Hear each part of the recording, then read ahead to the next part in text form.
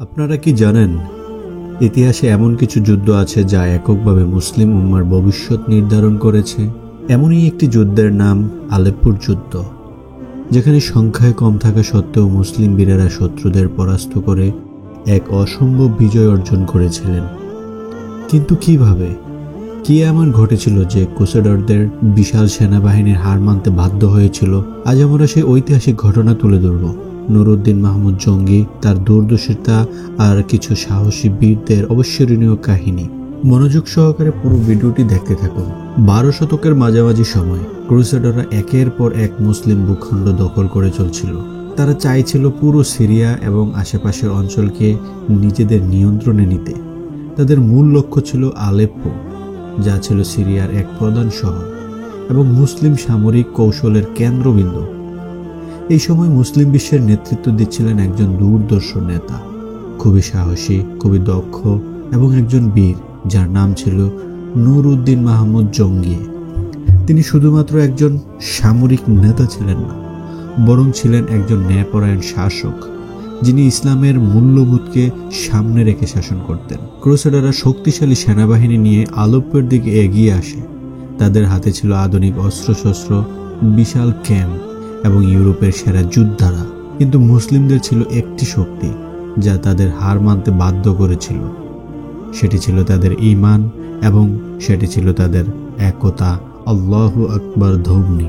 নুরউদ্দিন মাহমুদ জানতে পারলেন ক্রুসেডাররা আলেপ্পোর চারপাশে ঘাঁটি তৈরি করেছে। তিনি দ্রুত তার সেনাদের ডেকে বললেন, নুরউদ্দিন বললেন, আমরা যদি আলেপ্পোকে রক্ষা করতে ব্যর্থ হই, তাহলে শুধু এই শহর নয়, পুরা উম্মাহর ভবিষ্যৎ অন্ধকারে ঢেকে যাবে। আজ আমাদের ঈমান পরীক্ষা দেওয়ার দিন। নুরউদ্দিন তার সেনাদল 3টি ভাগে ভাগ করলেন। প্রথম দল শহরের ভেতরে প্রতিরোধ গড়ে তুলবে, দ্বিতীয় দল শত্রুদের সরবরাহ লাইন কেটে দেবে, আর তৃতীয় দল রাতে অন্ধকারে শত্রুদের শিবিরে হানা দেবে। যুদ্ধ শুরু হয় ভোরের আলো ফোটার সঙ্গে সঙ্গে। ক্রুসেডাররা প্রথম আঘাত হানে, কিন্তু মুসলিমরা অত্যন্ত দক্ষতার সঙ্গে তাদের আক্রমণ প্রতিহত করে।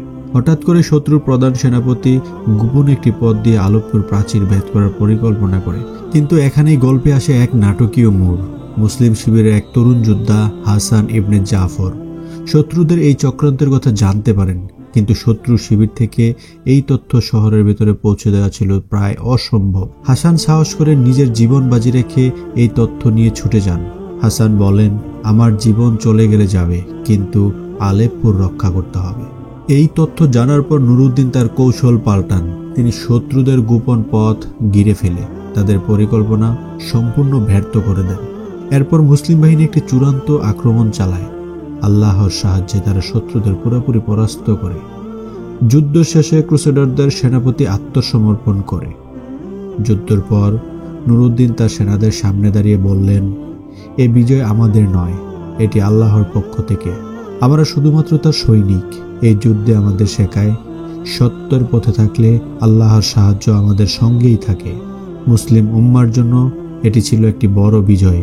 এই যুদ্ধ শুধু একটি শহর রক্ষা করেনি, বরং পুরো ইসলামী বিশ্বের শক্তিকে পুনর্জাগরিত করেছিল। ইতিহাস আমাদের বারবার শেখায়, সংকট যতই বড় হোক, যদি আমাদের মধ্যে ঈমান, ঐক্য এবং আল্লাহর প্রতি অগাধ বিশ্বাস থাকে, তাহলে কোনো শক্তি আমাদের পরাস্ত করতে পারবে না ইনশাআল্লাহ। আপনি যদি এই গল্পটি পছন্দ করেন, তাহলে অবশ্যই লাইক দিবেন, শেয়ার করবেন, আর আমাদের চ্যানেলটি সাবস্ক্রাইব করতে কখনোই ভুলবেন না। আর যদি অলরেডি সাবস্ক্রাইব করে থাকেন, ডেফিনেটলি আপনাকে অনেক অনেক ধন্যবাদ। আসসালামু আলাইকুম ওয়া রাহমাতুল্লাহি ওয়া বারাকাতুহু।